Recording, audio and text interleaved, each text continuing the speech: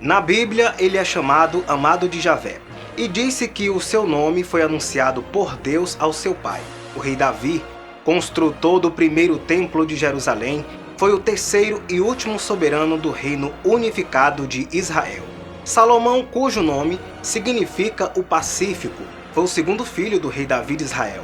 O escolhido por Deus e uma das suas últimas esposas, Betsabé, e embora não fosse o primeiro na linha de sucessão, foi investido rei quando tinha cerca de 15 anos de idade antes de o pai morrer. Muito bem-vindos, eu me chamo Osnilmar e é uma satisfação te receber aqui na Fatos Descobertos.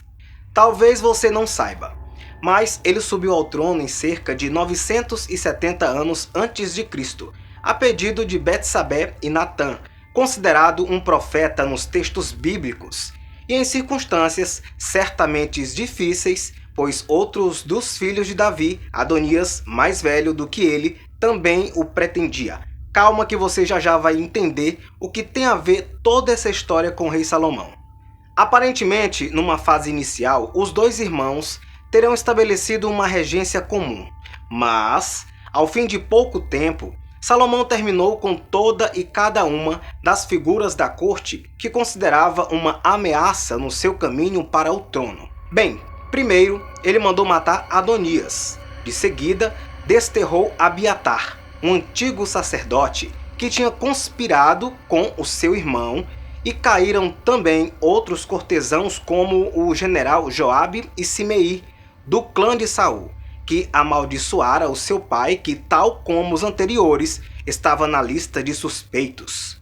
Depois de ter liquidado todos os seus oponentes e ter colocado nas posições-chave das instituições religiosas, militares e de governo pessoas da sua confiança, iniciou o seu reinado, considerado um dos mais prósperos, seguros e estáveis do seu tempo. Javé, diz a Bíblia, estava com ele. Essa deve ser a sua maior pergunta até agora. Mas o que diz esse livro e o que ele tem a ver com Salomão? Bora lá que eu te explico. A chave de Salomão ou clavícula de Salomão, que vem do latim clavi ou clavícula Salomonis, em hebraico. É uma coleção de manuscritos com feitiços antigos hebraicos, ou grimório, com inspiração em ensinamentos cabalísticos e talmúdicos, atribuídas supostamente ao rei Salomão, ou seja, pseudepigrafia, com provável origem em 1310. Essa clavícula é parte da obra O Tratado Mágico de Salomão, ou A Imograncia de Salomão, que descreve este rei como um feiticeiro que originalmente recebeu poderes vindos de Deus.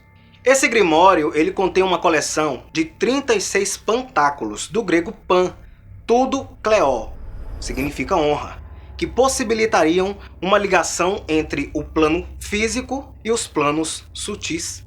Existem diversas versões e traduções dessa chave, com pequenas ou grandes variações de conteúdo entre elas, sendo que a maioria dos manuscritos originais datam da época da Idade Média, dos séculos XVI e também XVII. Entretanto, há uma versão em grego datada do século XV.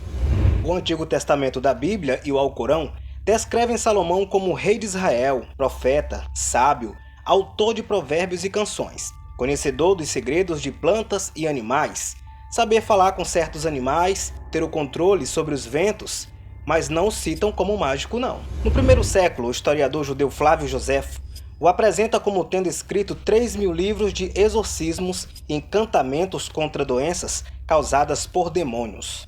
O primeiro livro de magia que realmente lhe foi atribuído é o Testamento de Salomão, escrito em grego, provavelmente na Babilônia ou até mesmo no Egito.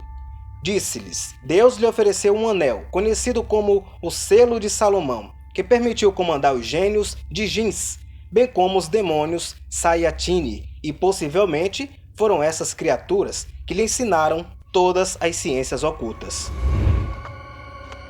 Existem 113 manuscritos com o título Clavícula Salomonis, ou um título derivado, datado entre os séculos XV e XVIII, e mais 9 cujas datas são indeterminadas, no total de 122 manuscritos.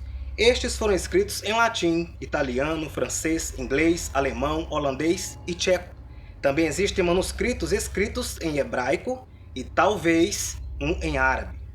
Os textos desses manuscritos divergem consideravelmente. Mathiesen os classificou em uma dúzia de tipos diferentes, cuja datação e comparação permitem reconstruir uma história.